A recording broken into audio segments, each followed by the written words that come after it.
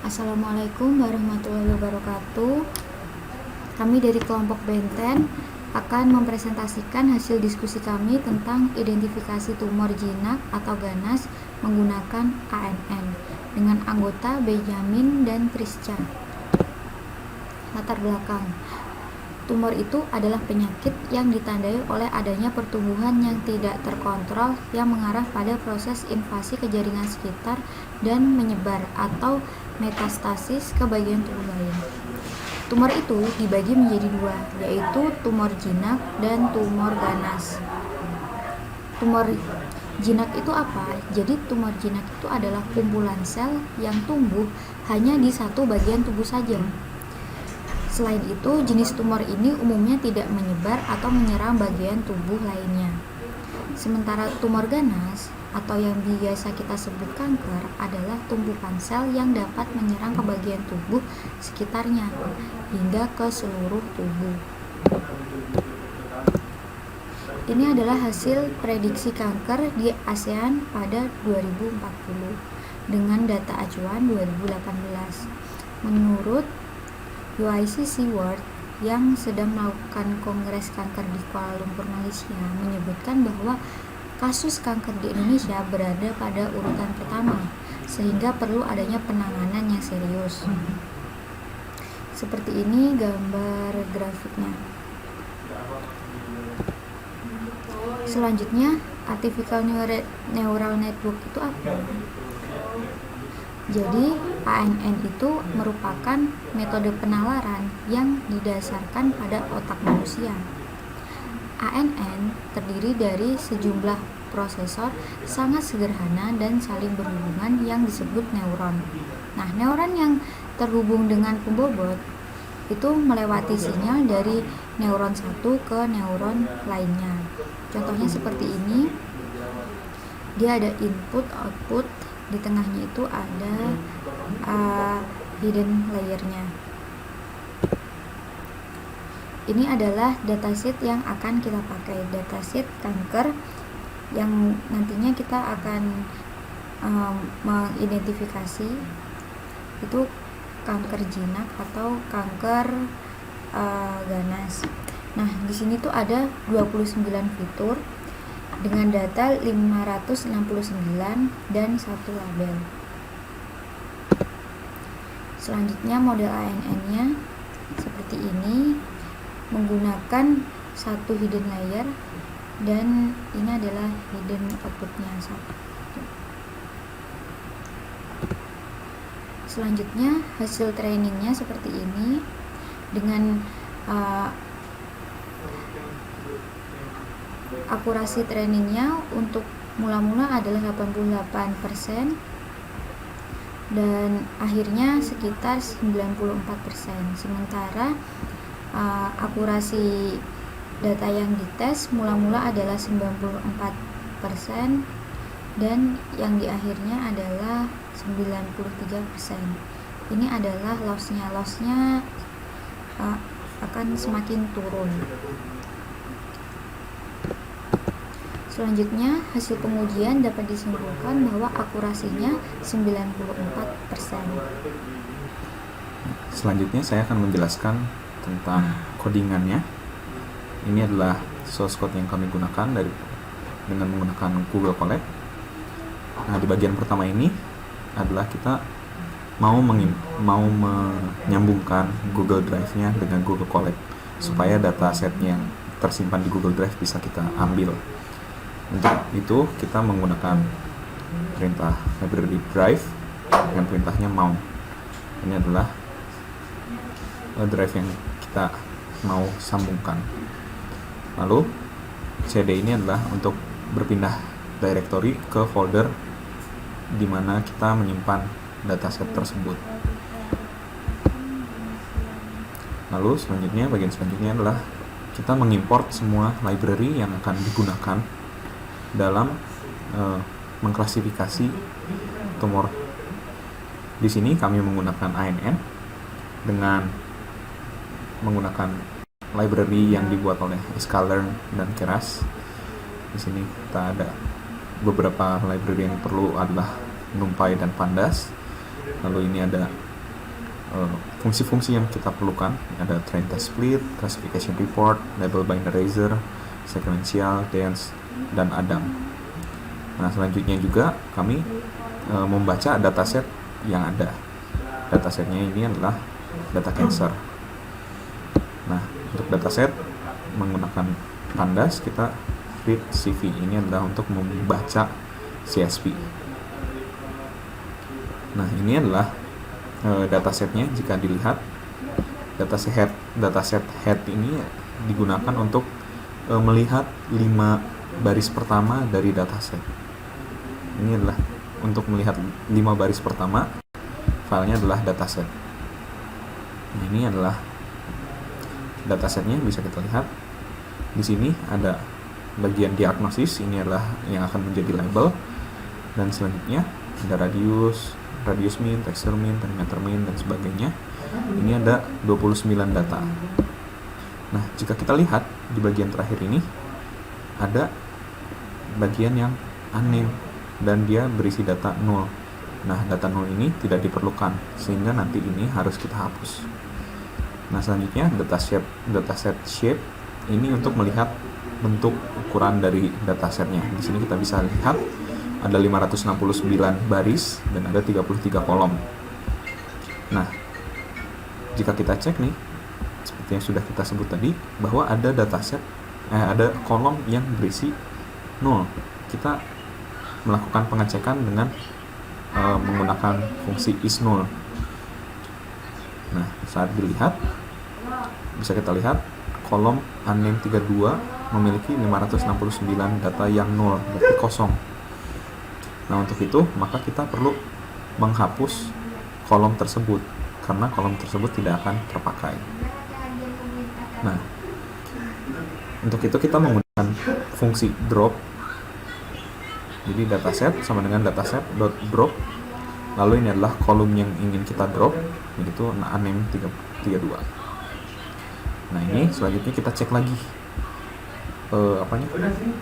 bentuk dari 5 data pertamanya. Bisa kita lihat bahwa kolom unnamed 32 sudah terhapus, sudah tidak ada. Nah, selanjutnya kita akan membuat datanya menjadi X dan Y. Itu untuk X itu untuk fitur dan Y itu untuk label. Nah, untuk data-data fiturnya dia diambil dari kolom yang kedua, ini kolom radius mean, hingga kolom yang terakhir, yaitu kolom dimension worst, fractal dimension worst. Nah, sedangkan untuk Y-nya sendiri atau labelnya, dia berada di kolom nomor 1. Nah, tanda titik 2 ini sendiri berarti dia mengambil semua barisnya, sedangkan 2.231 ini berarti kolom 2 hingga 31. Ini untuk Y sama juga, ini berarti diambil semua barisnya untuk kolom yang ke-1. Nah, lalu label ini dia kan bernilai M dan B. Nah, kita perlu merubahnya menjadi dalam binary atau 0 dan 1. Untuk itu kita menggunakan label binarizer ini untuk merubah M dan B ini menjadi 1 dan 0. Sini kita buat dulu label binarizernya, lalu kita melakukan transformasi dengan fit transform. Label Y disimpan lagi ke variabel Y. Nah, selanjutnya dataset ini perlu kita pisah menjadi data untuk training dan juga data untuk testing. Supaya apa? Supaya hasil dari trainingnya itu bisa lebih valid. Kita melakukan pengujiannya bukan dengan data yang sudah ditrainingkan sebelumnya, tapi dengan data baru yang belum pernah dilihat oleh model yang kita train. Oleh karena itu perlu kita pisahkan data untuk testing dan data untuk training. Nah, di sini kita menggunakan fungsi train test split. Ini X-nya adalah bagian fiturnya, X-nya yang mau kita split, lalu ini Y-nya bagian labelnya yang mau kita split, lalu ini adalah randomizer-nya kita menggunakan random step 3. Sedangkan test size-nya sendiri ini untuk pembagiannya. Jadi di sini berarti test size-nya adalah 0,2 atau 20%, sedangkan nanti train size-nya adalah 80% atau 0,8. Lalu ini kita print bentuk ukuran dari masing-masing variabel yang sudah kita buat. Ini ada train X, ada test X, train Y, dan test Y. Bisa kita lihat di sini bahwa yang train X dia sudah memiliki 455 data dan 29 fitur. Lalu di sini juga ini untuk tes X-nya ada 114 data dengan fitur yang sama ya. Lalu ini untuk train Y sama ya, ada 455 dan ada satu kolom untuk labelnya. Lalu yang tes Y-nya ada 114 data juga. Nah, selanjutnya yang dilakukan adalah membuat model INN-nya. Di sini kami menggunakan model INN sekuensial. Nah, di sini ada dense-nya. Ini adalah hidden layer yang pertamanya dengan inputnya itu adalah 29 sesuai dengan jumlah dari fitur yang kita punya. Nah, ini kita menggunakan fungsi aktivasi itu relu. Lalu di sini ada layer outputnya. Layer outputnya hanya satu karena kita cuman perlu mengklasifikasi antara 0 dan 1 atau yang tadi ya, malignan dan benign, jinak atau ganas, seperti yang sudah dibuat di sebelumnya dengan menggunakan label binarizer. Di sini kita menggunakan fungsi aktivasi sigmoid. Sigmoid ini dia cocok digunakan untuk klasifikasi biner. Ini model summary adalah untuk menampilkan kesimpulan dari model yang kita sudah buat. Nah, ini bisa dilihat sudah terbuat, ada satu layer dengan 16. Ini adalah jumlah parameternya, berarti jumlah parameter yang dihitungnya. Lalu ada den 1, ini adalah output layernya. Outputnya ada 1. Nah, selanjutnya adalah proses training. Nah, di proses training ini kami menggunakan fungsi optimasinya itu adalah menggunakan Adam Optimizer dengan learning rate 1 pangkat 10 min 3 dan decay rate-nya juga adalah 1 pangkat 10 min 3. Lalu untuk fungsi loss-nya sendiri kita menggunakan binary cross entropy. Sekali lagi binary karena kita memisahkan antara 0 dan 1. Itu binary. Ini optimizer-nya. Lalu metrik yang kita gunakan dalam trainingnya adalah akurasi. Nah, selanjutnya kita menjalankan proses trainingnya dengan menggunakan fungsi fit, model fit. Ini train X adalah data trainingnya, data fitur trainnya. Lalu ini train Y adalah label dari train X-nya. Lalu selanjutnya adalah validation datanya. Ini menggunakan data test X dan data test Y. Epochs-nya ini sendiri ada 200. Ini adalah banyaknya pengulangan yang dilakukan dalam trainingnya. Lalu batch size-nya ada 16. Lalu setelah kita tunggu ada 200 pengulangan. Nah, ini didapatkan hasil akhirnya itu adalah akurasi terhadap data trainingnya itu ada 94%, sedangkan akurasi untuk validation datanya ada sekitar 94% juga. Nah, ini kita menggrafikan sejarah dari trainingnya. Bisa dilihat di sini dimulai dari ini adalah pengulangan pertama sampai dengan ke pengulangan yang terakhirnya. Ini bisa dilihat trennya itu menaik ya, dan di model loss-nya juga trennya itu menurun. Ini yang pertamanya, lalu yang terakhirnya pada pengulangan 200. Nah, selanjutnya adalah kita mengevaluasi model yang sudah kita buat dengan menggunakan classification report. Jadi pertama kita predict dulu ini untuk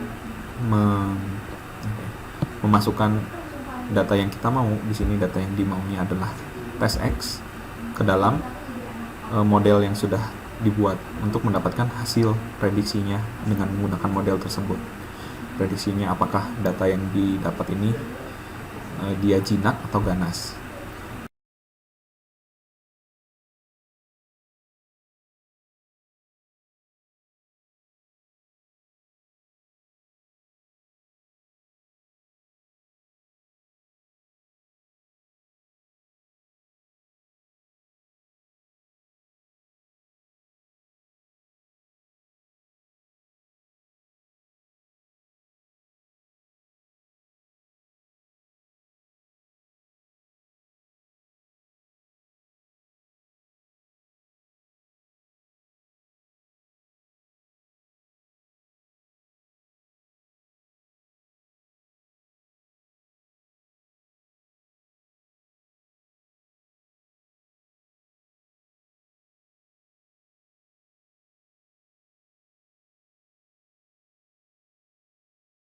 Nah, selanjutnya kita akan menampilkan laporan hasil klasifikasinya dengan menggunakan fungsi classification report.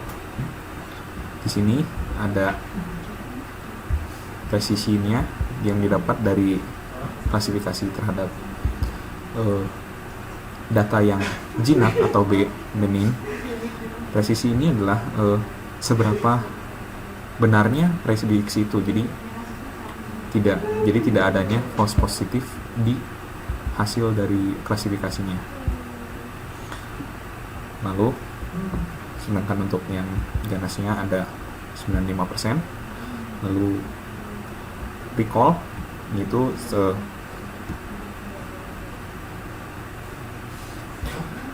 berapa banyaknya positif yang benar-benar kita hitung, kita klasifikasi. Lalu ada F1 score, ini adalah nilai gabungan dari presisi dan recall-nya. Nah, ini adalah rata-ratanya. Bisa kita lihat didapatkan akurasi rata-ratanya akhirnya adalah 94%. Ya, demikian presentasi dari kami. Kurang lebihnya mohon maaf. Terima kasih atas perhatiannya.